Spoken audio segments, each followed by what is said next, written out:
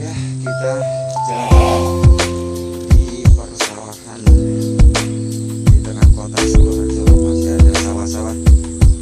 Kita coba jalan-jalan 1-2 jam. Ya, Min.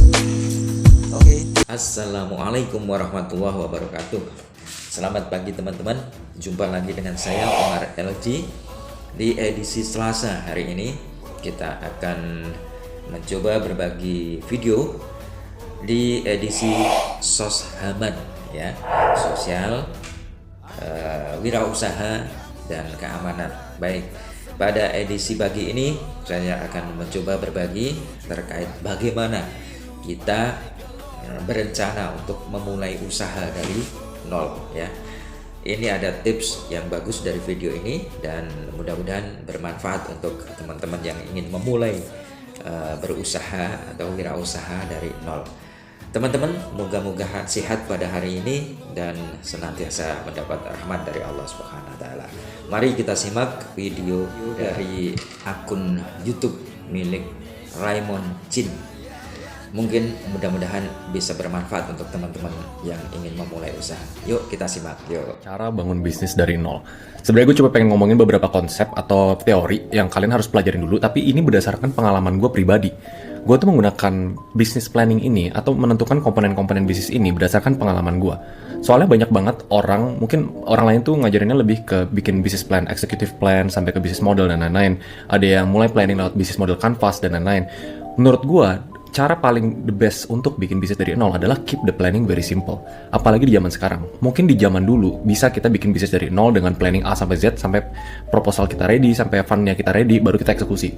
Tapi mungkin di sini approach-nya gue adalah gimana cara kita bisa ngebangun bisnis dari nol dengan planning seminimal mungkin. Karena eksekusi bisnis yang akhirnya bikin kita sukses adalah eksekusi bisnis yang kita lakuin secara cepat dan kita dapetin feedback dan kita ulangi terus. Jadi itu disclaimer di bagian awal tentang teori atau apa yang udah gue pelajari tentang membangun bisnis dari nol. Dan menurut gue planning yang simple ini pun bisa dipakai untuk membangun bisnis yang nilainya ratusan bahkan miliaran. Oke, yang pertama tuh kita harus bahas apa itu bisnis. Kalau secara definisi, bisnis adalah organisasi untuk mencari profit dengan menjual jasa atau produk. Jadi sebenarnya kata kuncinya dulu di sini ada 3, organisasi, profit, jasa atau produk. Tapi di video sebelumnya juga gue sebenarnya udah bahas, bisnis itu bukan bisnis kalau kita nggak punya organisasi. Misalnya, kalau misalnya kita content creator atau kita nge-freelance, itu agak susah untuk kita bilang bisnis, karena itu tuh lebih ke self-employment, kita menjual diri kita sendiri. Nah, konsep itu sebenarnya nanti bisa dipakai juga kalau misalnya kita mau membangun perusahaan yang suatu hari perusahaan itu bisa dijual. Nah, mungkin kalian bisa lihat di video yang udah gue shoot sebelumnya, yaitu 50 miliar pertama tentang konsep equity dari sebuah bisnis. Mungkin rata-rata di sini udah tau lah apa itu bisnis. Misalnya kebayang lah kita misalnya ngebangun restoran yang ada karyawan, ada waiternya, kita ngebangun agency yang ada developernya, ada desainernya, atau ide bisnis yang kita jualan barang yang kita bikin sendiri. Misalnya kayak shout out kemarin gue podcast sama Erika, misalnya bikin paint band number kit. Nah, tapi step by stepnya tuh apa? Gimana cara kita bikin bisnis dari nol? Sebenarnya paling simpelnya, step satunya kita perlu ide. Kita perlu tahu kita mau bangun bisnis apa. Mungkin di video lain gue bisa bahas tentang motivasi bisnis, tentang gimana nentuin why-nya, apakah bisnis passion gue, tapi ini spesifik untuk kalian yang udah tahu gue mau berbisnis. Nah, kalau kita ngomongin komponen bisnis, di bisnis model canvas tuh sebenarnya banyak banget komponen bisnis. Tapi selama ini tuh akhirnya gue simplify ke 3 doang.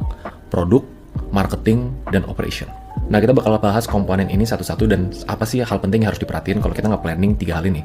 Yang pertama itu produk. Setiap bisnis itu harus ada offer. Sebenarnya kata yang lebih tepat tuh offer, apa yang kita tawarkan ke orang. Produk itu sendiri itu ada 2 kategori, goods dan services. Goods itu bisa bentuknya barang fisik, misalnya kalian jual makanan, kalian jual barang. Sedangkan kalau services itu dalam bentuk jasa, misalnya kalian jual jasa desain atau jasa apa. Dua-duanya tuh fine-fine aja. Tapi kebetulan journey karir gue itu dengan mendalami jasa. Gue sama sekali hampir nggak pernah ngejual barang dari gue lahir. Sampai project terakhir yang gue closing senilai 4M itu pun bentuknya jasa. Nah, kalau misalnya kita bahas produk, yang penting tuh kita tahu offer yang kita tawarin ke orang itu mungkin bisa dibeli. Nggak perlu nunggu perfect, nggak perlu nunggu kayak harus yakin ini bakal laku. Yang penting mungkin dulu. Dan kalau misalnya gue disuruh pilih untuk nentuin satu hal yang diperhatiin dari aspek produk adalah namanya unit economics. Again, kata kunci dari bisnis itu yang kedua adalah mencari profit. Unit economics atau bahasa simpelnya mungkin ada orang yang bilang harga modal. Mau bentuknya barang atau jasa, misalnya kita ngejual makanan seharga 10.000. Kita harus pastiin harga modalnya itu di bawah 10.000, misalnya 5.000, misalnya 4.000. Nah, unit economics ini yang menentukan nanti ke depannya bisnis kalian tuh bisa profitable, bisa gede atau enggak. Contohnya, kalau misalnya kita ngejual makanan seharga 100.000, terus modalnya tuh 40.000. Nah, bahasa kasarnya makanan itu punya 40% COGS atau cost of goods sold. Harga yang harus dibayar untuk menjual barang itu. Kenapa unit economics ini penting? Mungkin kita bisa dengan gampang, ini kita mau jual barang harga 10.000, modalnya 8.000, oke, untung 2.000, oke lah gitu. Nanti kita jual 100, jual 200. Unit economics ini ngebantu kita untuk punya ruang bermain. Seandainya kita punya barang, kalau misalnya modalnya 40%, nanti kita bisa alokasi ke depannya. 20% itu nanti buat operation atau bayar orang. 20% itu digunakan untuk marketing, 20% digunakan untuk apa. Nah, rincian dari breakdown produk ini, sebenarnya itu yang gue perhatiin dari unit economics. Jadi, even dari pertama gue bangun ternak uang, gue tuh pastiin kalau misalnya kita ngejual kayak gini, apa sih cost-costnya gitu, biar kita tuh ada ruang buat grow. Kita bisa taruh 30% buat marketing, buat grow. Kalau misalnya marginnya udah tipis banget, biasanya itu udah susah buat company kita bisa grow. Nah, sebenarnya itu singkat tentang produk. Kita siapin offer, mau barang atau jasa, tentuin unit economics. Step 2 adalah marketing. Marketing itu basically kita ngejual, bener nggak? Ini aspek krusial kalau di early stage business atau bisnis yang baru mulai. Menurut gua, marketing itu lebih penting daripada produk. Karena di saat kita menjual, kita langsung dapat feedback dari customer. Misalnya kita ngejual sesuatu seharga 50.000, nanti customer bilang ke kita, oh ini produknya bagus, gue bakal beli lagi atau gue nggak beli lagi. Dan itu sebenarnya yang paling berharga untuk kita improve produk kita. Karena kita bisa aja mikir kayak produknya itu kira-kira bagusnya di sini, kira-kira customer butuh ini. Tapi yang paling relevan adalah kalau customer sendiri bilang ke kita butuh ini. Sebenarnya di video sebelumnya, gue udah bahas marketing tuh ada dua basically, inbound sama outbound.